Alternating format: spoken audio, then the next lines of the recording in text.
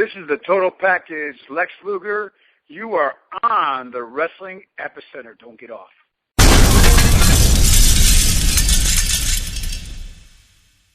Hello, everybody, and welcome to another edition of WrestlingEpicenter.com's interactive wrestling radio right here at WrestlingEpicenter.com. Not just a clever name. It's me, James Walsh, joining you in a different medium, this time on video, to introduce our Lex Luger interview and, of course, after show. Donning the old WrestleMania 10 shirt. I was there. In fact, I probably haven't worn this shirt since 1994, which, considering I'm 32 now, and that would have made me 13 then, I was either a big kid or I'm a small adult. Regardless, I hope everybody enjoys this interview with Lex Luger. Can't thank him enough for spending the time that he did with us. It was a tremendous interview, and I think that everybody should enjoy it. And stay tuned after to hear Patrick and I discuss both the interview, Lex Luger's career, as well as SummerSlam, and we even talk about how TNA can go about fixing themselves, because right now they need fixing. So thanks again for tuning in to WrestlingEpicenter.com. Pleased to meet you, and I'll see you guys in just a few seconds with Lex Luger.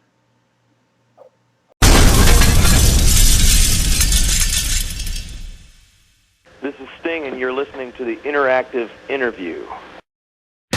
Interactive Wrestling Radio.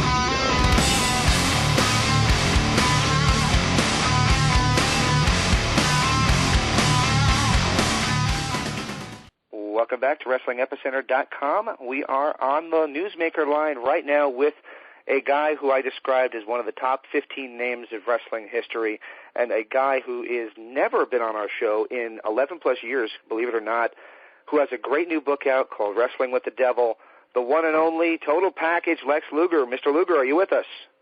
I am, guys. Thanks for having me on. Wrestling Epicenter, I love it. Good Excellent. Excellent. I'm tongue-tied today. I haven't been tongue-tied since I spoke to Hulk Hogan 8 years ago, so I guess that's a compliment to you. Well, I'm flattered by that comment as well. Thank you. Well, how has the reaction been so far to the book? You've seen you literally everywhere, including on Fox News, and how has the reaction so far been to the book that just came out? Well, everybody's told me they've enjoyed it, and it's got a lot of good reviews, so far so good. Excellent, excellent. And I love the title. It reminds me of the Van Halen song. So that kind of just... I could take none of the credit. All those book experts picked that title out. It is good. I like it. Absolutely, absolutely. And, of course, the title of the book implies your finding of the Lord, and the book is actually released with that Christian swing to it. And it really is a great book for those who don't know your story, to also hear your story and also find how you found God. I guess my question for you is, was it very important to you to get that message out, to tell people how you had found the Lord? Well, those who read the book do find that was my ulterior motive, the reason I felt compelled to write the book. But the first part of the book, we draw them in with all the, really where the title, Wrestling with the Devil, the Wrestling Devil part refers to all of my problems outside of the ring throughout my career, so a lot of the bad decisions I made. And if we refer to the end of the book, it would have been more like Wrestling with God, before I finally realized God is God and I'm not. But my first part of the book really is a very appropriate title for really the early part of the book. It describes my very tumultuous journey, for lack of a word that pops into my brain. Very good, very good. Now, one person you've been tied to for a long time is obviously the icon Sting. You both have been very good friends, and I understand he wrote the foreword to the book. So, what is the relationship you have with Sting nowadays? Oh man, fabulous! Have been still our best of friends. We talk all the time. I was at his Hall of Fame induction last year at TNA. It was a wonderful moment. Real honor to be there and be one of the speakers to help induct him in, along with Hogan and Dixie Carter. So we have a great relationship. He's been a true friend throughout all the years. Very good. I've read the book, and it is just such a sensational read. And I even said when I reviewed the book that this Sting forward is almost good enough to worth the price of purchase in and of itself, because it's just such a well-written forward and an introduction to your story.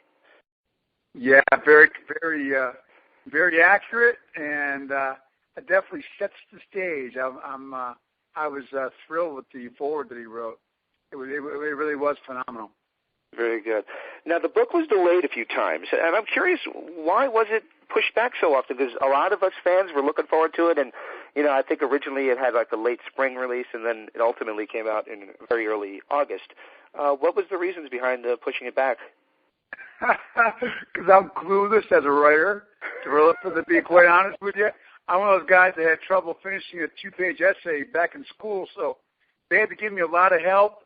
Don Hollis, my buddy here in Atlanta, was trying to help me, and Tyndale, all the editors there. We have to go over every sentence word for word to make sure, because of my lack of writing skills, Lex, are you sure that's how you would say it? Those are the words you would use. So Tyndale's such a phenomenal company, but it took them a lot longer to work with a guy like me. So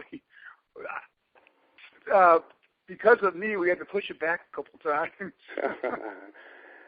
I guess my next question is, the book does focus on a lot in your wrestling career, and obviously being Wrestling Epicenter, we are predominantly a wrestling-based entity. How influential or how involved were you in trying to maybe even see if WWE would let you use some pictures or let you use any of your content for the book, or is it something that you didn't even consider? Oh, they would have. I have a great relationship with them now. And they would have been very helpful.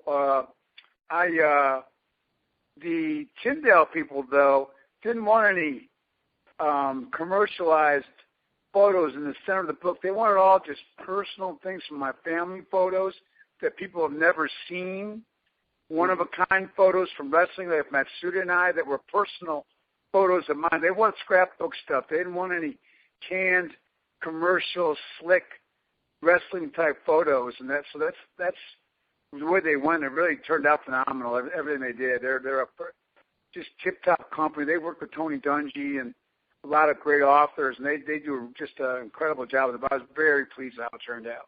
Absolutely, absolutely. And the other you mentioned you have a great working relationship with the WWE. Now I have to ask: is there any chance of you working with their on-screen product at any point? Maybe a Hall of Fame induction down the road? Well, you never know. That would be a great honor, but you never know what the future holds. If you'd asked people 10 years ago would I have any relationship with WWE, people go, no way. Lex will never do anything with WWE again. So all things are possible, right? You never know.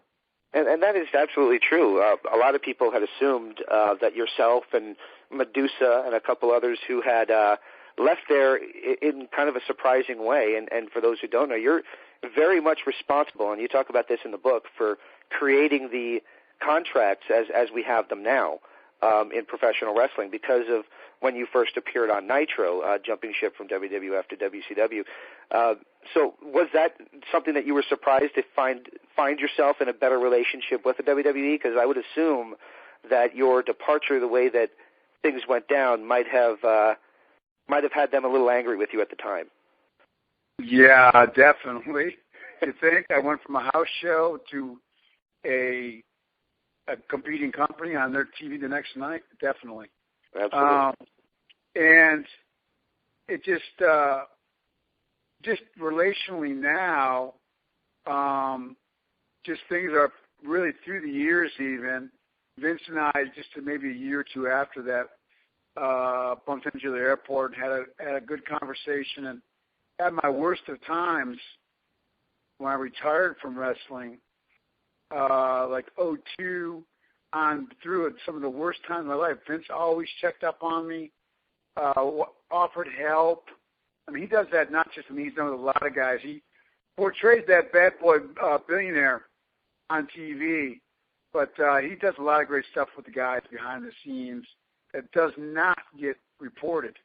And he probably does that intentionally to protect his image. Really? He wants to keep it a secret. But wow. We really have had a relationship, and it's continued to get better and better.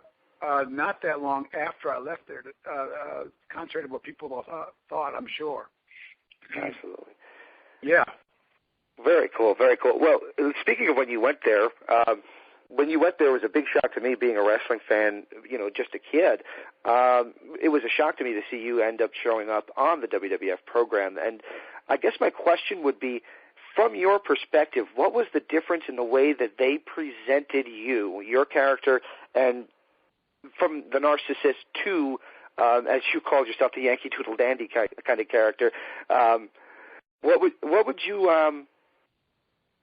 the difference in the way that they presented things than say, the NWA that you had worked for previously? Well, Vince is a big picture guy, and he's a real marketing. I told him he's a marketing genius. And when he told me he was to switch me from the narcissist to in front of mirrors, posing in front of mirrors, to a red, white, and blue, like you said, Yankee Doodle Dandy guy, I thought he was nuts. I said, no way. Because you wait and see. Because you will be a red, white, and blue Yankee Doodle Dandy good guy as soon as you walk off that ship, the Intrepid. And sure, he was absolutely right. It was incredible, the reaction. It really was. He definitely knows the psychology of the wrestling public, for sure. Absolutely. Now, I have to say, though, as a kid, I really did like the narcissist character. I remember the entrance you had at WrestleMania 9 with the mirrors and the girls and everything. It was like, wow, that's really good stuff. I did, too. At the time, I loved it. It was a lot of fun. That was quite the entrance. Those girls were lovely. That was cool. That was the Caesar's Palace, too. That was really a cool, cool presentation.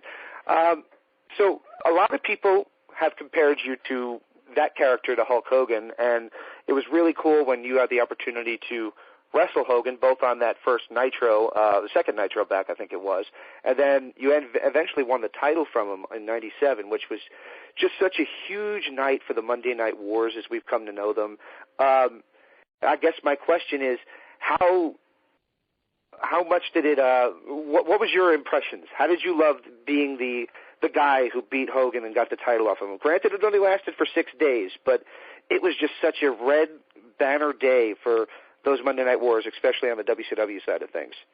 It was. I didn't find out I was going to win the title until right before I walked to the ring. The referee and I, Nick Patrick, it was, the building was just in shock because NWO and Hogan, as world champion, were like an all-time peak high bad guy group, even probably more heat I ever saw, even with the Horsemen back in my early days. So when I won on TV, he had never been beaten on TV ever, Hogan.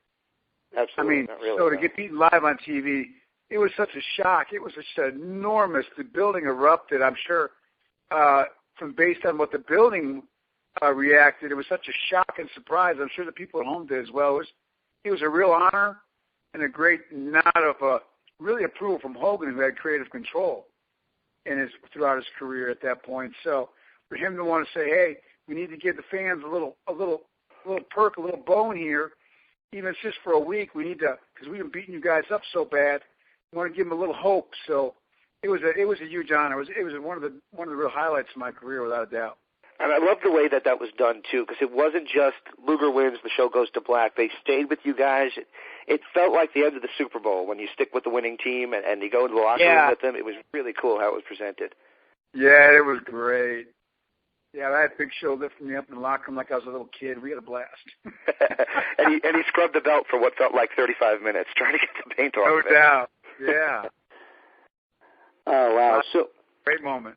Absolutely, absolutely. And I guess now if we're going to go chronologically at all, this is when things started to introduce you to the track that you're on now. Obviously, what happened next was the Wolfpack, and ultimately, your finding of Miss Elizabeth. I guess I'm not going to get too deep into detail on this for respect for you, and I do have immense respect for you, but I was very impressed in the book at how you took us into the darkest of times and really presented, your side of everything that happened, because as you know, the internet being what it is, people like to jump to conclusions and like to paint their own pictures, and the only person who has the ability to paint that picture is you, and I think that you finally really gave us an opportunity to understand everything that went into that horrible, horrible day. Well, I appreciate that. We wanted to be totally honest about it and not skip over it. And, you know, I when I speak with young people now, I tell them we reap what we sow. And I made a lot of bad decisions. I was a bad guy making a lot of bad decisions back then. And we'd like to say, oh, it's our own body and what we do with drugs, alcohol, et cetera. It's our own, but we have a profound influence on those around us, a ripple effect. And in the wake, a lot of really tragic things happened. And the loss of Miss Elizabeth, the first lady of wrestling, was a very tragic loss. And I definitely had a very negative influence on her at the time. So I hope I was, to the people, presented it as honest and truthful way as I could back then. And I think the book did a good job of addressing it. I would absolutely agree. Swinging it to a positive way, the most common comparison I hear right now, and we were talking a little bit about when you were the All-American good guy. I think they called you the All-American Rebel back in the day.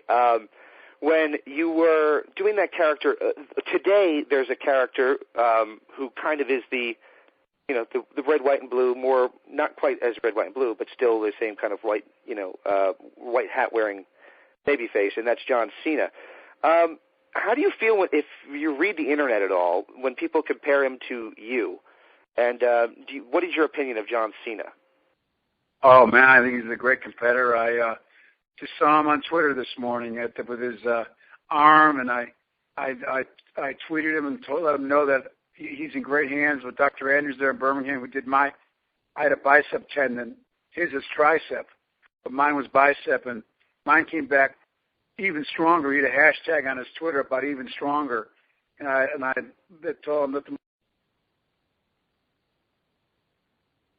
just done a great job of representing wrestling. He stays in tip-top shape. I really admire and respect what he's doing, and he's a very talented guy. Was your injury the one that sidelined you back in '99? Yeah, my only injury in wrestling. I had never missed over 4,000 matches straight. The only time I ever missed a match was from that injury. My surgery was wonderful. I came back stronger than before, actually. So it went really well. Awesome. Now, you're one of the guys, you talked a little bit about your retirement. You're one of the guys who had the opportunity to play the field a little bit back in the early days of TNA. And you mentioned already that you were out here in my neck of the woods. I'm in Phoenix, so you were actually not too far from my house when you honored Sting, and it was awesome to see you then. But my question for you is, when you did TNA in the early days, getting to wrestle against guys like Jeff Jarrett, who I know you've crossed paths with before, but also AJ Styles, what was it like to work with such young guys, and what is your opinion of how that company has expanded and grown to what it is now from what you saw 10 years ago? I didn't go there a lot. I was such a mess back then. I wasn't really focused on wrestling. I think AJ Styles is a great talent and a great guy. I really liked what Jeff did with the company, and I think they built a good foundation. I'm glad the guys have an alternative. I mean, obviously, WWE is the ginormous global company, but it's good. It's always good for the guys to have another place to go. And I think overall they've made a great effort and done the best that they can. But right now, obviously, there's no one that even come close to competing with WWE right now, for sure. Absolutely. And like I said, you had such an impact on that Monday Night War, both by your impact on the first Nitro and impacting the way that contracts even work in the business. So that was definitely I'm surprised that they're still going as strong because there's not as much of a need for it, but because there's not as much of a competition. But I do I'm glad that in the book you got an opportunity to kind of remind people of that. I guess before I take it home here, I wanted to just ask you, obviously you mentioned earlier in the interview that your objective on this was to introduce fans to Jesus Christ. And take us a little bit through how that came to be, because I was actually one of the ones, like many, who was burned pretty heavily by what we now call the fiasco in Frisco, the event where you suffered your muscle stroke. I guess my question for you is, how did that day when you suffered your physical setback did that help you get to the track that you're on now and help you find Jesus Christ? Well, fortunately, I had been saved from myself prior to that, but on April 23rd of 06, that happened in late 07. But I'm very glad. Number one, it was a spinal cord injury. I hear that stroke, muscle stroke, spinal cord stroke. It actually was a spinal cord injury. I had my head turned the wrong way in the plane. I actually severely bruised my central cord, and that they call it a spinal cord injury. Oh, wow. And my C5, C6 area. It swelled up overnight, and that's why I woke up paralyzed, no tongue the next day because of the swelling, massive swelling that happened on my central cord. That being said, it was a great, here's a guy, what worse could happen to a guy who slept, ate, and breathed, working out, going to the gym, pumping up everything, to be paralyzed from the neck down? Oh, man. My life was all about that, but in the long run, I'm so thankful God walked me through that and has done so many incredible things in my life. Number one, I recovered way beyond what they ever expected, neurologically. I'm not 100%, but incredible recovery for what they initially prognosed and diagnosed. I wasn't having any movement from the neck down. I'd need to be fed, bathed, clothed, et cetera, the rest of my life, which I don't have to. Right. And number two, that our greatest tragedies, what seem like our greatest tragedies and adversities, God can use to show me lectures. There's a lot more to life, not just for you, everybody else, than eating 500 grams of protein and pumping, bench pressing 500 pounds. So it's opened up so many relationships and doors for me in my life, and God showed me that our real strength really comes from the inside out, not the outside in, and really helped get myself totally out of the way for God's purpose and plan in my life. So it's been a really, what looked like a tragedy has been a real blessing in my life. And even though I can't go in the gym and pump heavy air anymore or anything, it's really been a real positive in my life. And I thank God for that. And really, I'm going from being really an atheist to a born-again believer. I tell the story, the book was really supernatural. I was at the point of death with drugs and alcohol, and God just saved me from myself. It really was as I put Pastor Steve in my life that I met in jail, and it was a total supernatural experience from a skeptic and atheist to science kind of guy to be where God's brought me now. I'm very, very just thankful for. If I could interject, I saw the shoot interviews that you did a number of years ago, and the guy you were then and the guy I can hear on the phone now, you just sound like a drastically happier, much more at peace with yourself person than you did back then. Oh, no doubt about it. Can't take any of the credit, but no doubt about it. God's got me in a wonderful place now. I'm just living the dream here in Atlanta. Very cool. Patrick, did you want to throw anything in? No, I have no more questions. Just thank you so much for your time. This was a wonderful interview. I really enjoyed it. Well, thanks, guys. Tell everybody out there I'm brand new at Twitter. So you're on Twitter now. At Genuine Lex Luger. I just got started, so tell everybody to throw some followings and support out there. Tell them to be patient with me. So I'm just learning how to tweet and retweet and everything, but I'm having some fun with it. Very cool, very cool. Now, there's been a million fakes over the years on MySpace and all that, so this one, Genuine Lex Luger, this is actually you. At Genuine Lex Luger. I'm not verified yet because I'm brand new, but it's at Genuine Lex Luger. Yes, sir. Very cool. Awesome. Well, Mr. Luger, I can't thank you enough. The book is out now. It's called Wrestling with the Devil. Still can't get Van Halen out of my head when I say that, but that's a good thing. It's catchy. Thank you so much for spending this much time with us. I hope you have a wonderful night, and I'll tweet you when we put this interview up. Thanks, guys. Appreciate y'all for having me. Have a fabulous evening. Yo, Monkey, it's me. It's DDP. And you're listening to the Interactive Radio. Stay tuned and feel the bang.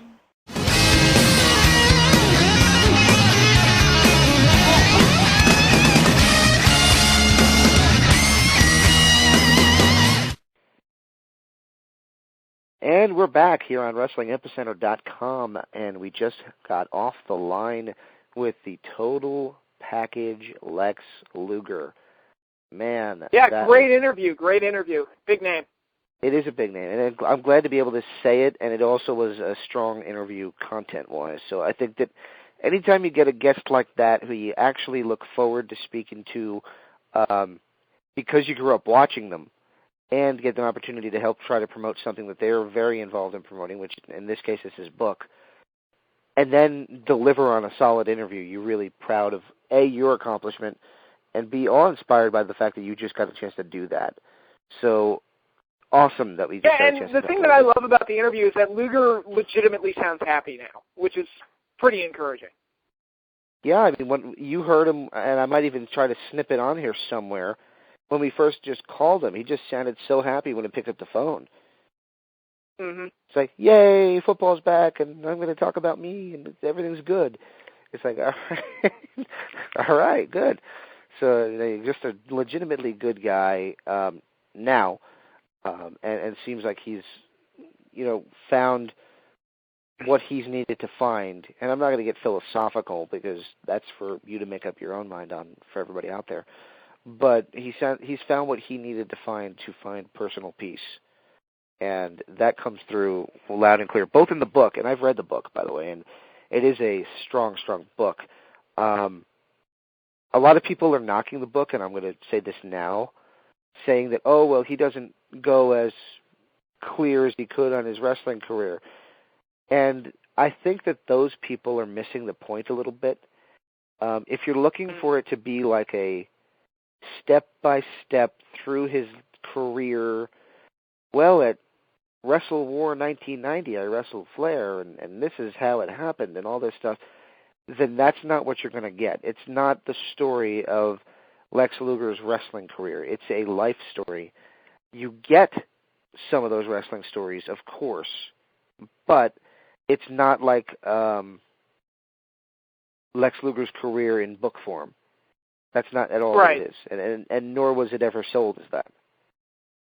No, and actually, a funny thing you mentioned that. I don't know if you ever read Foley's last book, Countdown to Lockdown.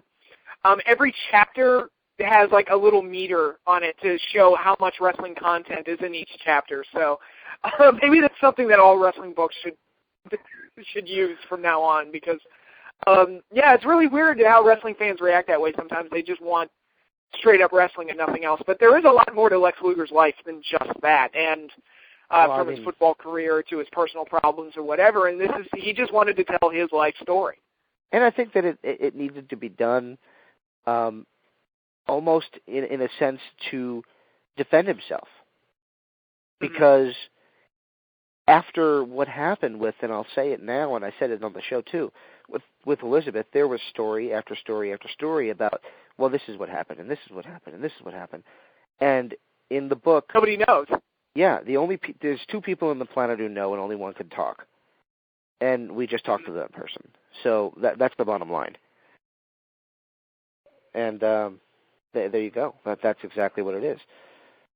And it was, he goes into detail. It's actually very, if you read it, it's the word that I would use is chilling, because I'm not gonna. He doesn't belabor the point, so the book is not. Let's talk about the night that Liz died. By no means is that the purpose of the book, but it is in there, and it's done like ripping off a Band-Aid to some degree, where it's kind of like talking about it quickly, but it needed to be done. It's the elephant in the room, and it would have been the elephant in the book, so it needed to be addressed, and it did. And I'm not going to get into too much detail because that's one of the reasons I think a lot of people will pick up the book just to read that chapter and that story. But it is chilling because he describes it in such a way that you can actually kind of forge mental images, and you kind of don't really want to have those mental images. So I'll just leave it at that. Right. It's descriptive enough to where you could kind of picture things, and it's a little bit rough in that sense. And I'm going to give you some credit on the interview, the way you asked the question about Elizabeth, because I was really nervous about touching that subject.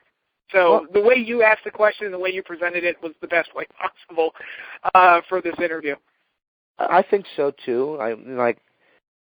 When you think about all the times it's been mentioned on this show, from Jake Roberts to Missy Hyatt to various other people throwing it out there as an example of something, there is such a far cry from what happened to what the Internet ran with and created the soap opera story about. So I think that you needed to have that. And to Luger's credit, taking it off of me, but putting the credit back to Luger, he basically says it could have been me or her that went, because they were both just, involved in things that they definitely should not have been involved with. And boy, Luger is so much better off now, 10 years later. And believe it or not, it is 10 years since she passed, May 1st of 2003. Wow.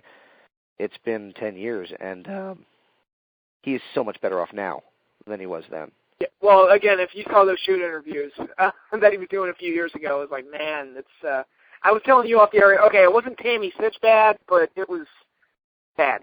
Yeah, I mean, he did two. One with RF where he was not at his best. He did one with High Spots where he was quite lucid and everything, but once they got to the rough times, and he was still within them when they did that shoot, you got a guy, this was pre the muscle injury that landed him in a wheelchair. You had a guy like Luger, Superman-like physique. You don't really picture them crying, and when you see them crying, it kind of breaks you down a little bit. So, again, so much happier now than he was even 7, 8, 9 years ago when he did those interviews, and just so glad for him, because he deserves it. And to tie it in, Luger was the main event of SummerSlam 20 years ago. And here we are. This good is our match, first too, with Yokozuna. The ending was a little silly, but that was actually a pretty good match. Did not follow the ending. In fact, if I had one extra question to ask Luger, I would have asked him to elaborate on that a little bit. Are you happy that you're never going to get another title shot? Yeah, he never really did he? Well, WrestleMania 10. Yeah. And he looked pissed as hell at WrestleMania 10 to me, because I think he was supposed to get the win. In the main event, or against Luger, or against Yoko to face Brett in the main event? To face Brett in the main event, yeah. Mm.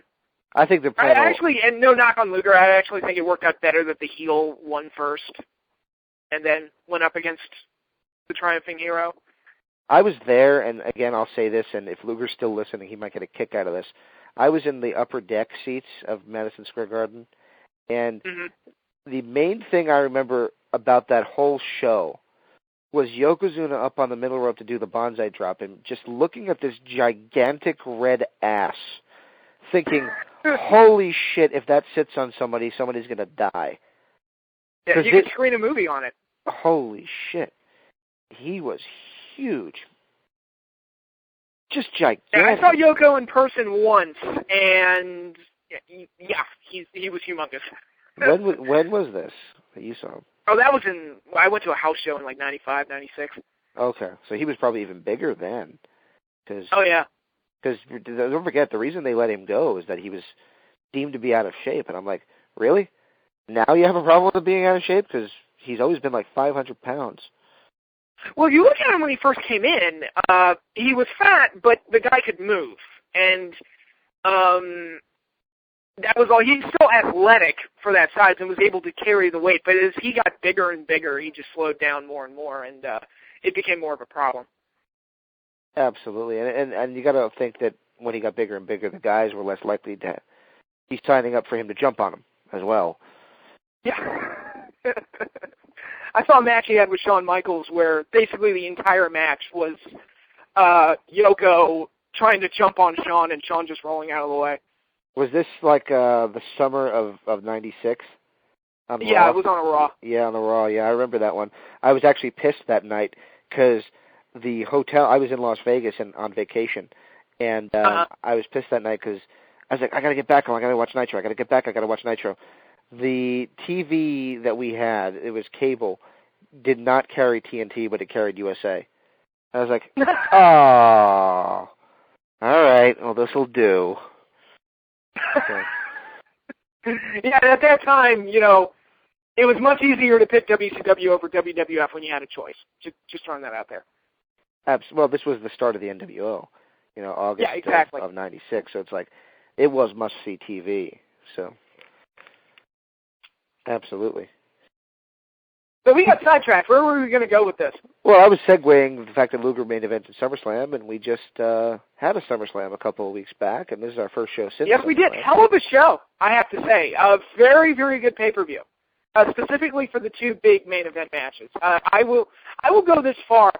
CM Punk versus Brock Lesnar might be the best match I've seen this year, and probably the best match I've ever seen Brock Lesnar have. Better than Angle versus Lesnar at 19. I think that match is massively overrated, so yes. Okay, good, because you and I might be the only people, and Eric, that actually think that. So. Yeah, it's a good match, but it's massively overrated.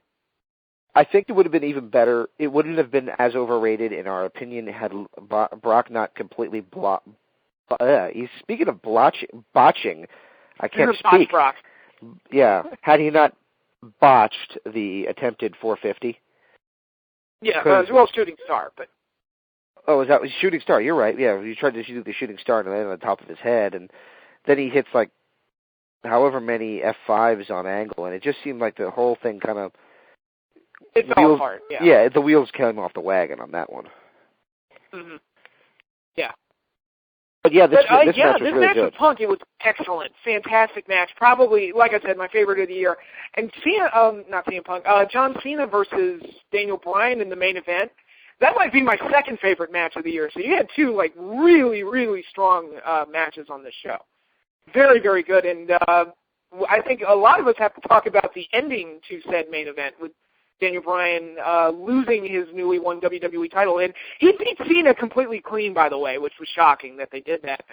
But he lost the title to Randy Orton thanks to a screwjob conspiracy at the hands of the McMahons and Triple H. Right, and now unfortunately we're getting the Peter Griffin fight with the chicken episodes of Raw right now. And what I mean by that, if people are scratching their head, and there's probably a lot of them doing so. I am right now. I can't wait to hear this.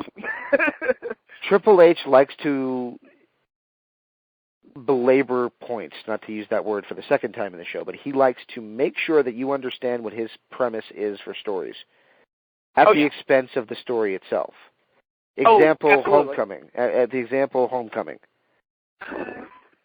Where he beat Ric Flair with a sledgehammer for 3 segments. Not kidding, not making this up. For those who doubt it, it was like a solid half an hour. Yes, and Flair rolling around. It's like. And this was before the app was a thing, and they were showing like commercial break footage on their website, and it was just between the segments on TV and the footage that they were showing during commercial breaks of Triple H just beating the shit out of him. It was just a solid half hour of Triple H beating the shit out of Ric Flair itself. And it came the same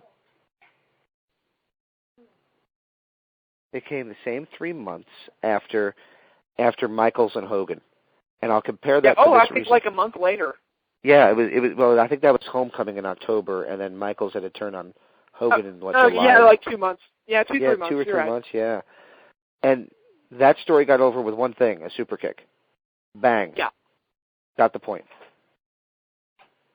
And that's the difference. That's all it took. Once you hit somebody with a sledgehammer, the point's kind of clear. I think, anyway. Oh, absolutely. And I understand a lot of people are fearful of the storyline and what it could turn into because of Triple H's involvement. And that's absolutely fair because Triple H has a tendency to ruin storylines.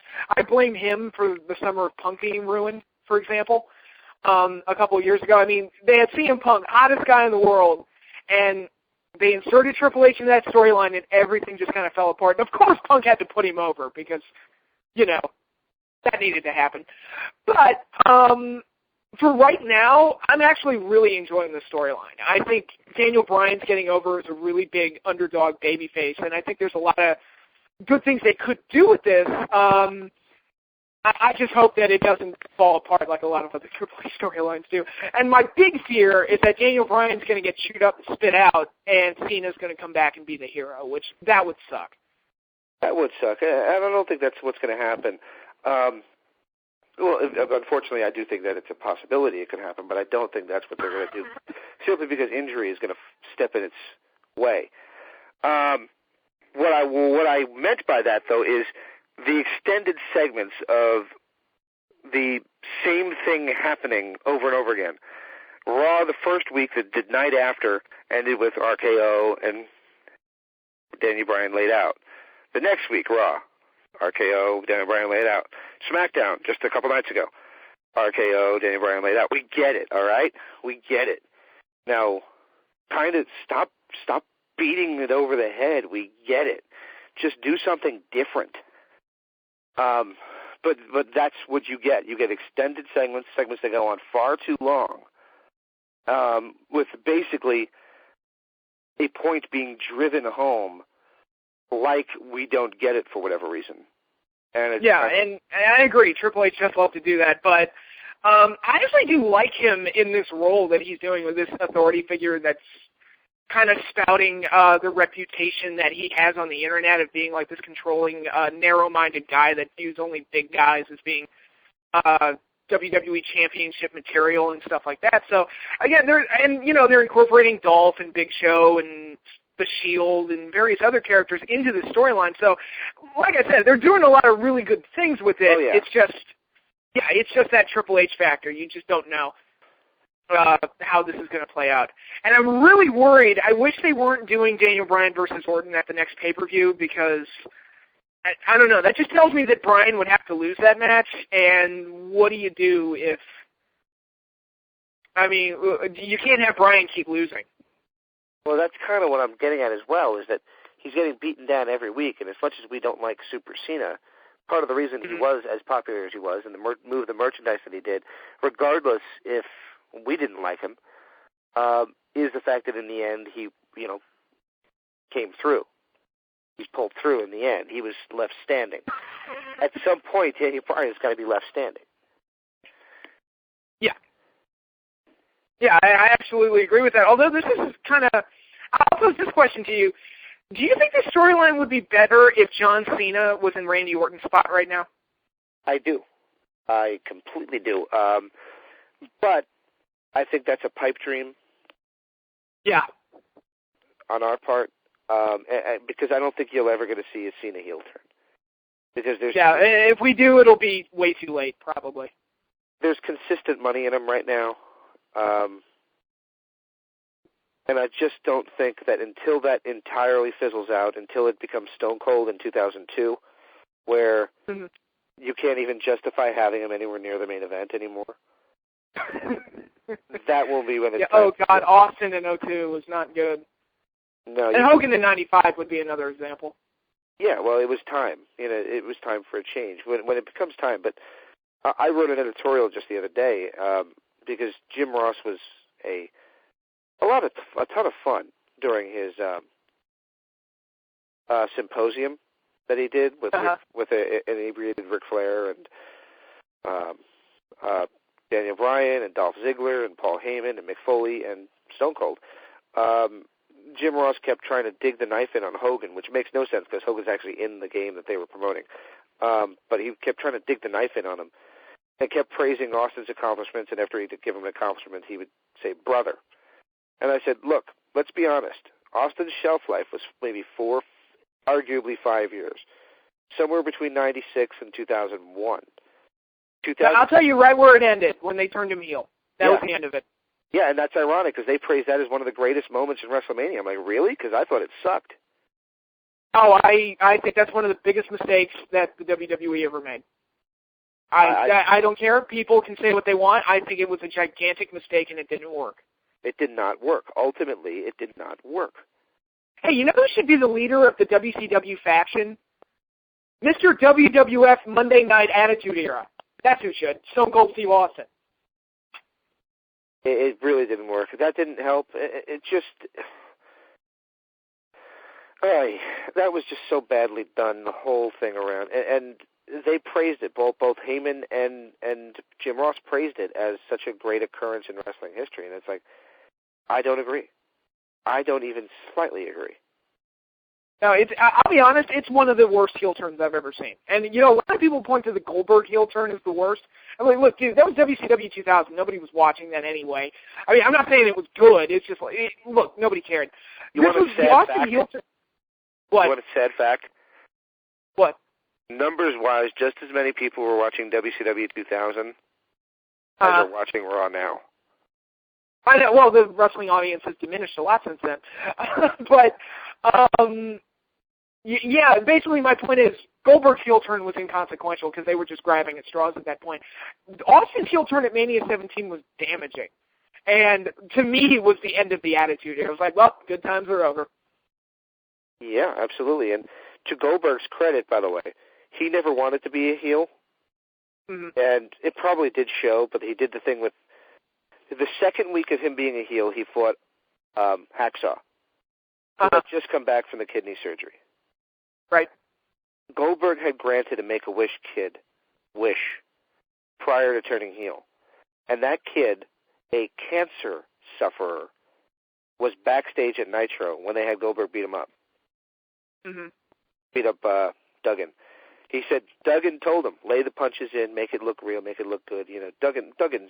Duggan's a tough guy. He's going to tell him to lay it in and make it look good. Goldberg went to the back, and that kid was bawling his eyes out and hated him. Aww. Goldberg walked to the front office, said, next week I'm a babyface. And they said, that's bad business. He says, some things are more important than business. And that was the end of his heel run. And it was the end of his heel run. Yeah. Yeah. Well, Goldberg's just one of those guys. He never worked as a heel. He would never work as a heel. He's just too cool. There you go. I actually gained, for everything that people bash people like Goldberg for, I gain respect for him for that story. Mm-hmm. That's kind of cool. Yeah. Might not be business sense, but it is cool. Well, it's kind of nice to see a guy who legitimately cares what his young fans think of him. Exactly. And that's kind of a catch-22 with Cena, because Cena does a lot for the Make-A-Wish kids too, but at the same rate, he's just so corporately pushed that it's tough to... Well, nothing about him feels legitimate. That's the thing. That's always been the thing with him. Everything about him just feels like, the corporate suit saying, Cena, say this, say that, which is why him as the corporate champion would be so just brilliant for the storyline. I think if the merchandise for the kids wasn't moving, I think it would have been gold. I just think that you'll never see that happen until. Yeah. I think they could replace him as like the kiddie merchandise guy. I mean, Daniel Bryan sells a lot of shirts. I don't know, man. I was at WrestleMania, and I can honestly say that I saw more Yes shirts in that crowd, and this is a crowd of 80,000 people. There were more Yes shirts than any other shirt that was there. Really? Okay. And yeah, oh yeah. They were chanting Yes at AJ Styles last night during Impact. Well, it's one of those things that's just broken into, it's like the good version of the what chant. Like the Yes chants to me aren't annoying, but the what chants to me just ruin wrestling. Another example of how Austin's heel turn ruined wrestling, because that was when the what chant showed up, and it's the single most annoying thing to ever happen in wrestling. And only now is starting to fade away.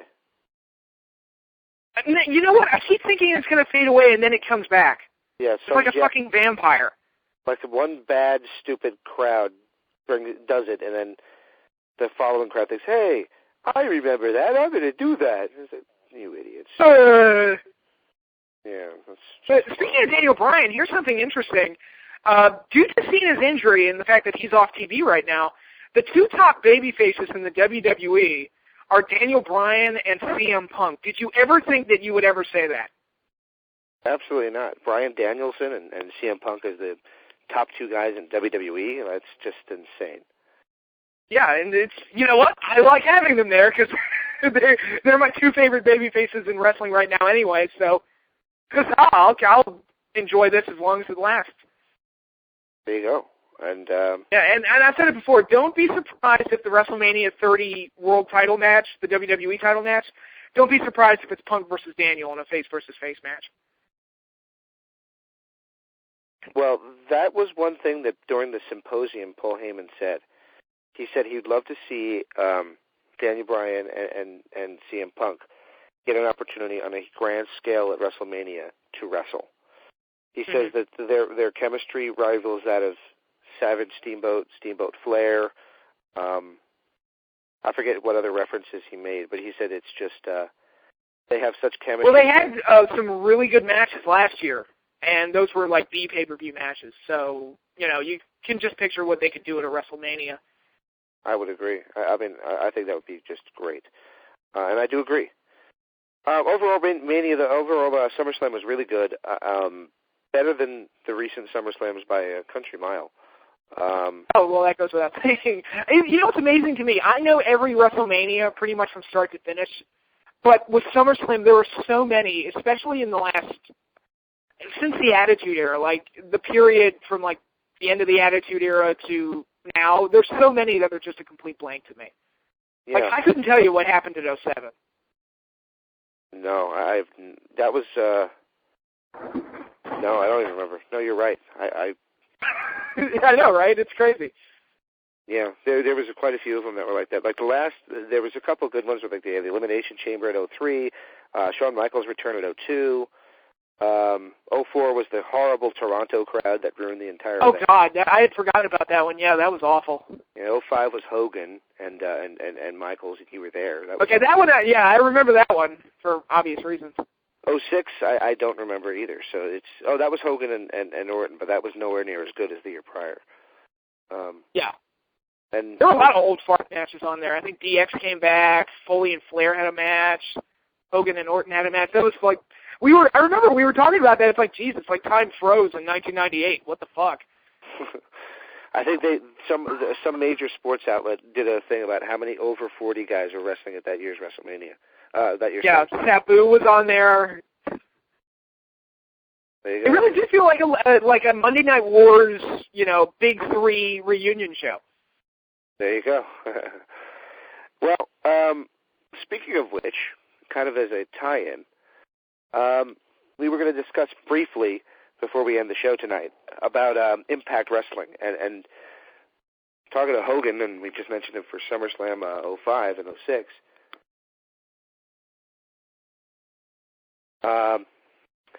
He just recently did a what do they call it? A Q&A session at a Canadian fan fest, essentially. They call it a fan expo. It's a fan fest. Where he discussed in great detail things that he think would improve TNA, and some of the things that he said were not being received well by the WWE, by the TNA faithful. Mm-hmm. To put it abruptly here, Hogan basically said that in order to make TNA better, you have to give one person the keys, alluding to Bischoff, and that you had to put money into the product, fund the product, rather than take funding from it. Mm-hmm. So yeah, that's basically what he said, and apparently he had heat on him on Impact. He couldn't tell it from his performance, but apparently he had heat on him at Impact. And basically, I just wanted to. I think we can go into further detail on this on our next show, which is going to be coming quicker than you'd expect. And I think we can even go as far as to mapping out our road to Bound for Glory if you wanted to get that detailed. And I know you're as anal retentive as I am. Could you? I mean, it's like, we'll talk about this. TNA's storyline direction right now, and last night's show was the first one I'd watched since the Tito Ortiz reveal, so I missed like 3 impacts. And I can tell you right now, the biggest problem with their shows is that they have no direction storyline-wise. No, they don't. And it's obvious. It's such a shame because the stories write themselves, and for some reason they don't want to go with the stories that write themselves, and that's hurting them. We talked a few weeks ago about, who did they release that really meant something to the company, and I could say Doc. Right off the bat, I could say Doc. And here's why. Doc had just gotten out of something important, a vote of sorts, to be the new VP of the Aces and Eights. Naturally, he didn't get chosen. What's the natural thing for him to do? Turn babyface and have a feud with the guy who actually won it. You could actually have a babyface, and I actually am a Doc fan. I think he's good. I think he's got potential to him. I think he has a presence. I think he has a hell of a look. Never could do anything with him. Neither company seemed to be able to do anything with him, and that's just a shame. I know, it's crazy. And whenever he stumbles onto something good, they cut his legs out. Like, best thing he was ever a part of was the Straight Edge Society with Punk, and they cut the legs out from under that stable, you know, as quickly as they started it. Absolutely they did. Absolutely they did. Yeah, I mean, that was something. You had, you know, they did the thing with Brooke Tessmacher being the new main squeeze for Bully Ray. Well, you know, what could you get? For God's sakes, just have a cat fight. I'm not saying you have to have a match. I'm not saying you have to have a Taryn Terrell versus Gail Kim, you know, match that's going to shock people. Roll around the ring in skirts and let me see your butt. And that will get ratings, okay? I mean, that's all you have to do. Just keep Brooke Hogan on to do that. You would finally get your money's worth out of her. But no, she gets cut. And it's like, you got to see these obvious storylines go through. Bully Ray just beat Chris Sabin. Bully Ray just gets a new valet. If you don't go the Brooke Hogan route, continue the feud with Bully Ray and Sabin until No Surrender. Obviously, Bully's still going to go over, and you go to Bound for Glory with Bully as champion. But you can involve Velvet Sky, Chris Sabin's legitimate girlfriend, who they now admit is his girlfriend on television. So, story writes itself. He's got a new main squeeze. These two are feuding. What happens? The girls feud, too. And you have a knockouts match that you can add to the card as well that doesn't involve the world title, which is another plus. Right, and, you know, instead of having Bully defend the title at No Surrender against a member of Aces and Eights, which makes no sense, I don't understand that at all. But, you know, they could have done it just a mixed tag. Unless it's some kind of a Devon swerve. It's not. I read the spoilers. Who's it going to be? Anderson? Anderson. Yeah. Okay. Whatever. I've not read the spoilers because I actually wanted to try to pretend that there was a storyline to lead into. Exactly, yeah. And, you know, TNA, I mean, they really need to bolster their roster, too, because, you know, you look at the X Division, they don't have enough guys there, and they don't utilize enough of those guys enough. And you touched up on this with the Knockouts, how it'd be nice to have a Knockouts feud that wasn't for the title. Well, all the divisions need that. What's your tag division? They've got almost nobody. It's Storm and Gunner, and that's it. They're kind of champions by default because Kazarian and Daniels are obviously seeking singles success. Mm-hmm.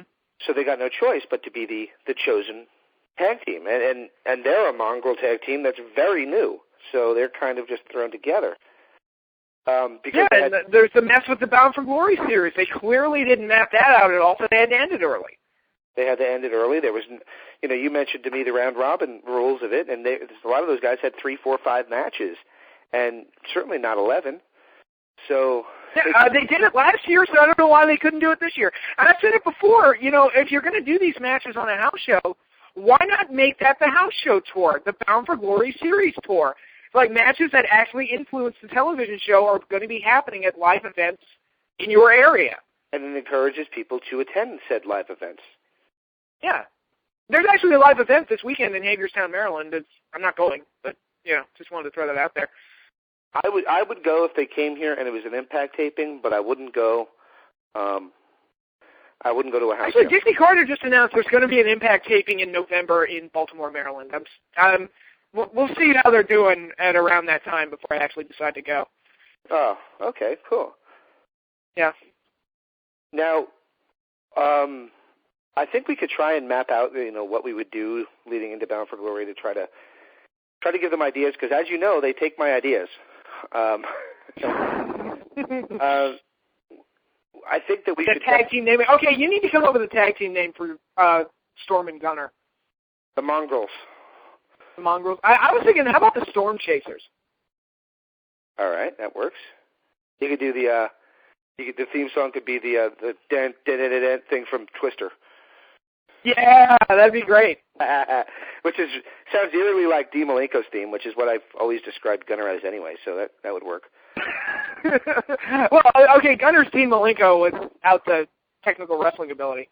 I like Gunner. He really is good, though. I mean, I don't think people have gotten a chance to see how good he is, but in the matches where he's actually allowed to go and just be a wrestler, he really is a good talent. Mm-hmm. I have a lot of faith that he's a good talent. I just think that they need to put more into his personality. And Storm is the personality of that team, and Storm is the guy they drop the ball with and crack the floor. They dropped it so hard.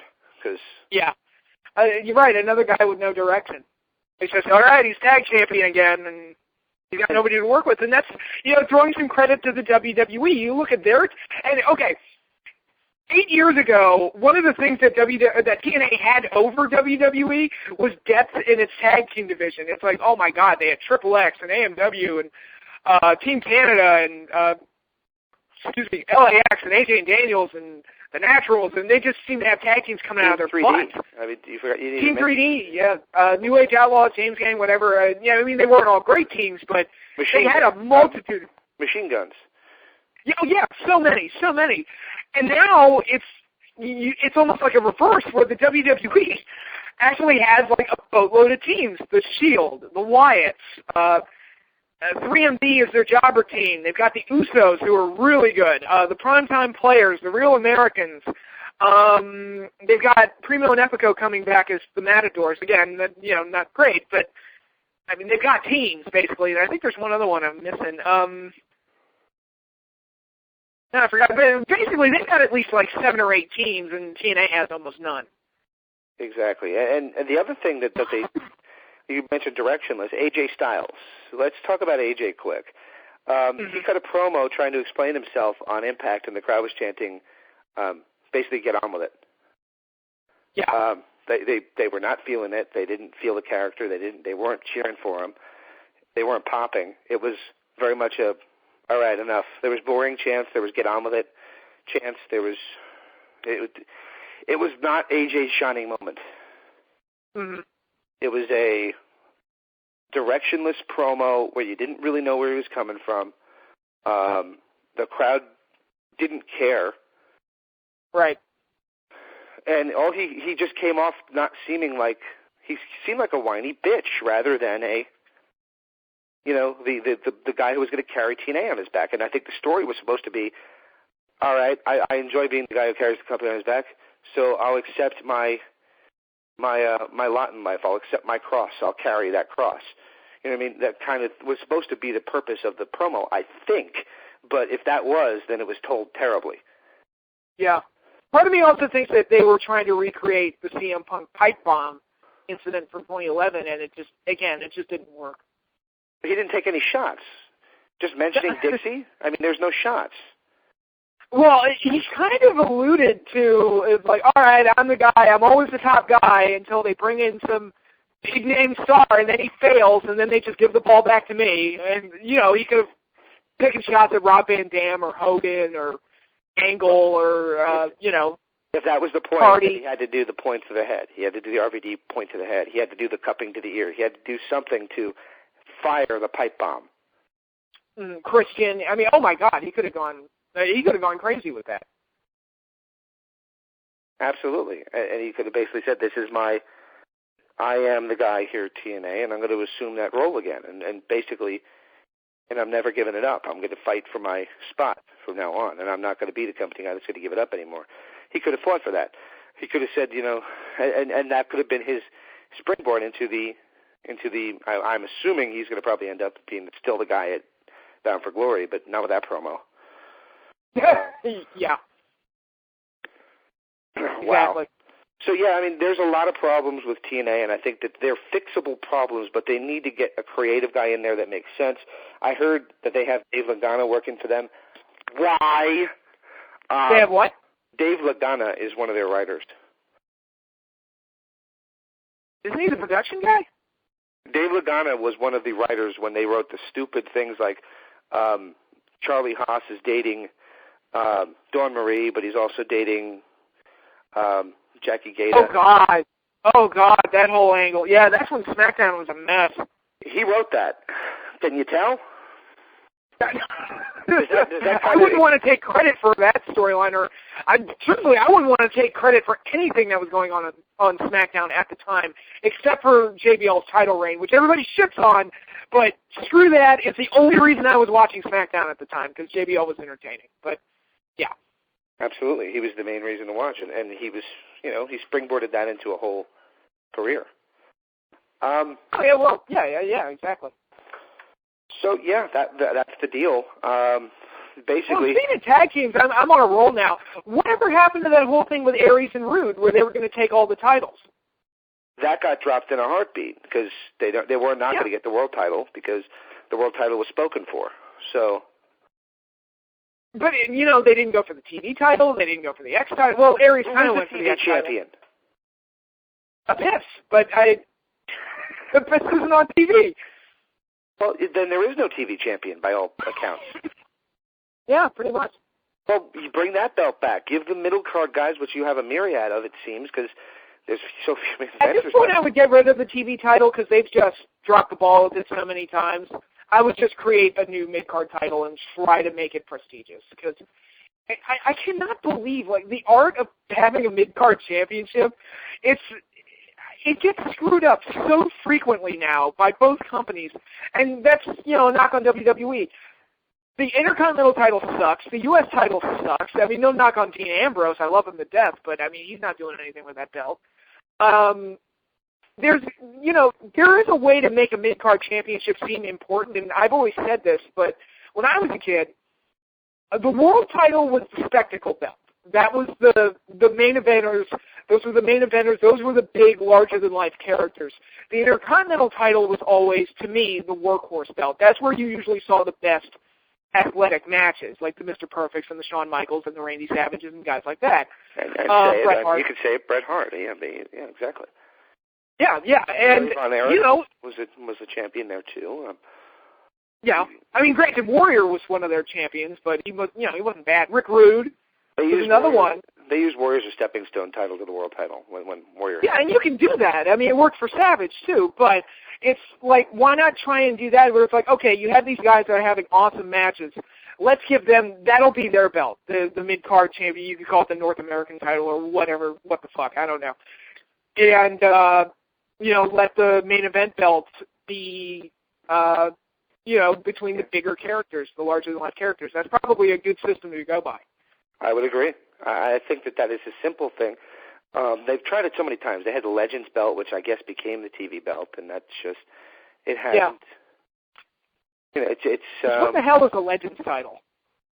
I don't know. It's an excuse to get a belt on, I guess, Booker, I guess. Yeah, that was stupid. But in WWE's case, they need to get rid of that world title and get rid of the U.S. title and just go back to having two heavyweight belts. I think so. One main event belt, one mid-card belt. They'll view that as too big of a step down because at one point there was a hardcore title, a European title, and Intercontinental title, this title, that title. Everybody had a belt. Oh, how about during the Invasion? There were like 20 belts, it felt. There was a WCW title too, yeah. And it was like. Yeah, well, let's see. Let's even count them all. During the Invasion, there was the WWE title, the WCW title, the IC title, the U.S. title, a Cruiserweight title, a Light Heavyweight title. The women's title came in, even though China was the champion. It was gone for most of the Invasion, but it came in at the end. 2 sets of tag titles, WWF and WCW. There was the hardcore title, the Euro title. That's 11 titles right there. Wow. Yeah. And they didn't even bother bringing in any of the ECW belts. Because Rhino never gave it back. He burned it. I don't know what he did with it. Yeah. Anyway. He burned it on TNA television. He says that he really did burn the ECW title. That was stupid. They weren't allowed to actually show the ECW title belt, but apparently he wrapped it in a cloth and threw it in a can, and it's like, I'm setting this on fire. Wow. It was meant to symbolize, like, hey, look, this company's dead, okay? Yeah, exactly. All righty, dude. Well, at least he didn't defend it in a version of Madden football. Yeah. Yeah, I'm. For those who don't know, the Extreme Rising Championship was defended by Michael Mama, Stevie Richards, against Danny Doring in a Madden Football 2013 video game match. Well, CM Punk, when CM Punk walked out of the company for that whole angle, the Summer of Punk and that whole deal after Money in the Bank, he talked about on Twitter defending the WWE title in games of Super Punch-Out and shit like that, which is pretty hilarious. Awesome.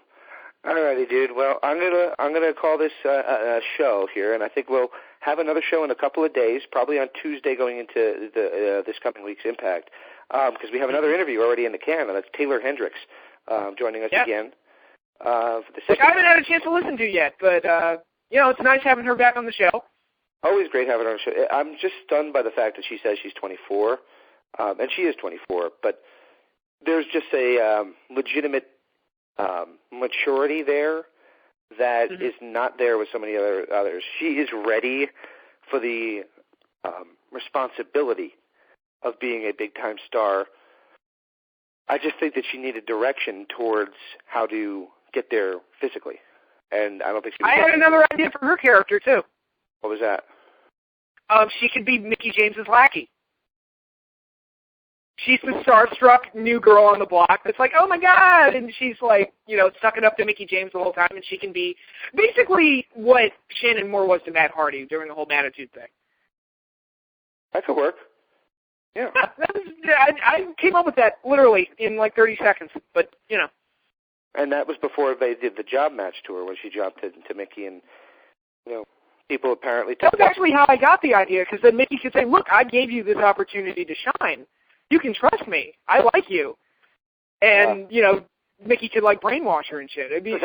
That's actually literally how I came up with that. Yeah, and at the time, Mickie James was not a full-on bitch yet. She was alluding to it. It was only a couple weeks later that she came full out, going after the bad leg and all that stuff, being the full bitch, as opposed to, at the time, she was just kind of being, she's kind of showing signs of being conceited and disingenuous, but she's not really there yet. So it really would have worked at that point, yeah. Hire me as a writer, TNA. Just saying, I come up with shit. Alrighty, well, again, thanks to Lex Luger for the interview. It was a great interview, and I hope everybody enjoyed it. And I think that people should check out his book. It's called Wrestling with the Devil. Yes, I am. Sorry, cut the I'm going to pop in my Van Halen. I have my Best of Van Halen CD. I'm going to pop that in right after we're done here. It is, that's what comes to mind, but it is a perfect title for what he said. And, one of the lines that he said in the interview that really jumped out at me was, I was basically an atheist, he said. And you got to remember, when he was dating Elizabeth, he was still married at the beginning of it anyway. So you could see, how he would feel that way. And,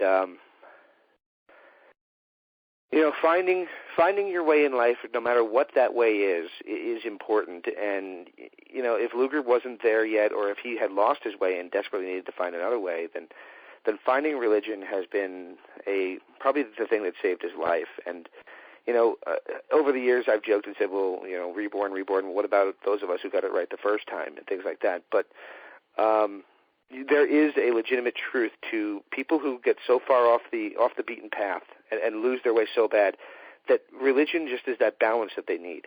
And I've never veered so far away from religion that I've had to be reborn. But because I've always been moderately religious. But for those who do lose their way, if they need to find their way back, then there's nothing wrong with finding Jesus Christ. No, and I don't mean to sound like overly religious or philosophical here. In case you don't know, I am a devout Roman Catholic. I'm not ashamed of it. I do have a friend who is an atheist, and he said something very profound to me, and he does not look down on people that are religious, which was interesting to me because most atheists, most of the ones I've come across in my life are very, snarky towards religious types. So I asked him, well, why don't you look down on people that are religious? He's like, look, dude, life sucks. That's the thing. And, everybody needs their shield. Everybody needs something to help them get through life and help them be a better person and be the best person they possibly can be. And I thought that was very profound. And so if you need religion to and the morality and all that stuff that goes along with it to get through life, then more power to you. And as I said before, Luger seems to be a much happier person now than he was a few years ago. And yeah, I mean, you know, obviously I think he'd be even happier if he was still able to be the total package and have muscles as big as my head. But now that he is, you know, brought back down to life, down to earth, he is happy because now he's actually getting a chance to live life without all of the spotlight, all the spectacle, and actually just enjoy the things that he used to enjoy just at a much different pace.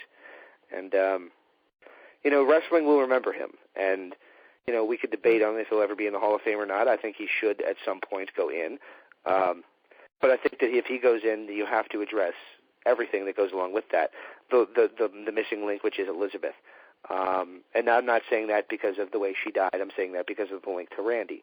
If you know, that's part of the reason I think that he's not already gone in, is the link to Elizabeth and everything that does go along with that, the link to Randy as well as her passing. And, you know, career-wise, he belongs in the Hall of Fame. He's a former WCW champion, the biggest babyface in WWF for a year and a half, or a year or so. So, you know, And as I said before, for the people that were always very critical of Luger, I'll say this, and I'll be honest, Luger was never one of my favorites as a kid, but the dude had his moments. I love the narcissist gimmick. I thought that was great, and they should have gotten a lot more out of that than they did. His U.S. title run in WCW was really good. He had the match against Hogan on Nitro, which is one of the biggest moments in the history of WCW where he won the title. So there was good stuff that happened in Luger's career, and I think to just write him off as a musclehead with no talent, I think is unfair. He was the number 2 babyface in the company, on number 2, number 3, changing places with DDP and the Giant and left and right. But he was the number 2 guy to Sting during the NWO angle. He was the one guy who could actually get the better of the NWO other than Sting at any point, and that was an important cog in the cycle that made that work. Mm-hmm. And he's an important cog. I mean, he was a big part of that. He was a part of the Wolf Pack. I mean, how many red and black shirts did they sell? Yeah, again, I was never a huge fan of the Wolf Pack, but no, I think it was the merchandise was pretty sweet. But the merchandise sold crazy. So no, I own a Wolfpack shirt. I still have my Wolfpack shirt. I'm like, yeah, I hated the Wolfpack, but that merch was pretty sweet. I actually have one upstairs. I thought about filming it for the intro to the video, in me wearing it, and I thought, I don't know if I want to do that or not. So, but I have it upstairs. Did you ever get the white, black, and red tie-dye? Yes, I did. Multicolored, yeah. Very cool. NWO, man, I mean, they pounded that into the ground to the point where nobody cared anymore, but their merchandise was always pretty sweet, not going to lie. Yes, it was. All righty, man. Well, thanks to Lex Luger. And speaking of great merchandise, buy his book, Wrestling with the Devil, available now. Great, great book, and hope everybody reads it. Buy it as well to read Sting's forward, because Sting does a great job with that forward, and it really does set the stage for the book.